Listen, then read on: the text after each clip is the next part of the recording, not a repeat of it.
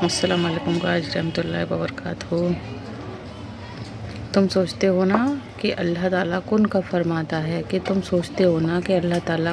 فرماتا ہے اور وہ تمہاری من پسند چیز پر کیسے راضی ہوتا ہے تم سوچتے ہو کہ وہ ناممکن کو ممکن کب بناتا ہے۔ اللہ نے قرآن پاک میں لوگوں کو یہ بات ذہنشین کروا دی ہے کہ آزمائش وہ کسوٹی ہے جس سے کھوٹا اور کھرا پرکھا جاتا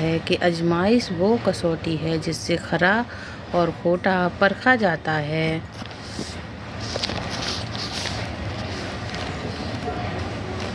کھوٹا خود بخود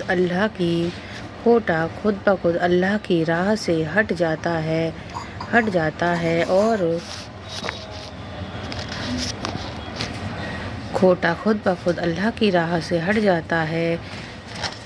ہے یعنی وہ بے یقین ہوتا اور کھرا چھانٹ لیا جاتا ہے تاکہ اللہ کے سارے انعامات سے نوازا جا سکے۔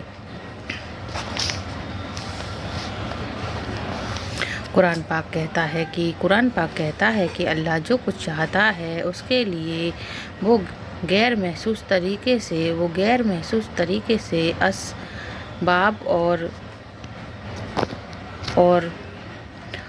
ذرائع فراہم کر دیتا ہے۔ یاد رکھو کوئی مصیبت، کوئی خوف تمہارے پیچھے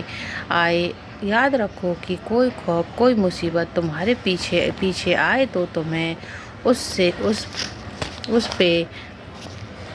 پر تمہیں ایسے ڈٹ جانا ہے کہ اللہ تمہاری ہمت پر رشک کرے۔ قرآن کہتا ہے کہ جو لوگ میری ہدایت کی پیروی کریں گے ان کے لیے کسی خوف اور کسی رنج کا موقع نہ دوں گا۔ اللہ فرماتا ہے کہ جب میرے بندے مجھ سے میرے بارے میں پوچھیں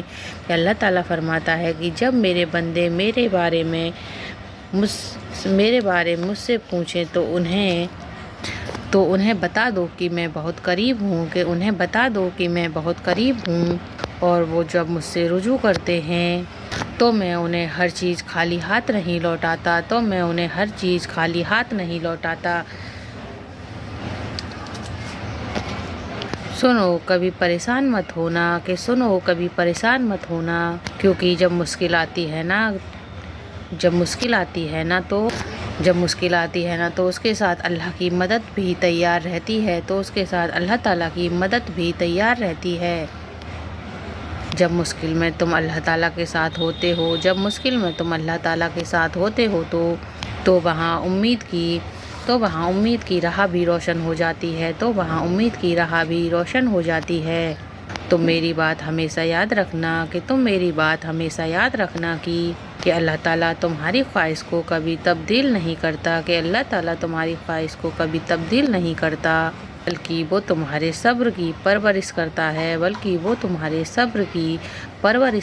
ہے۔ اللہ تمہاری دعوت کی آواز کو کبھی نظر انداز نہیں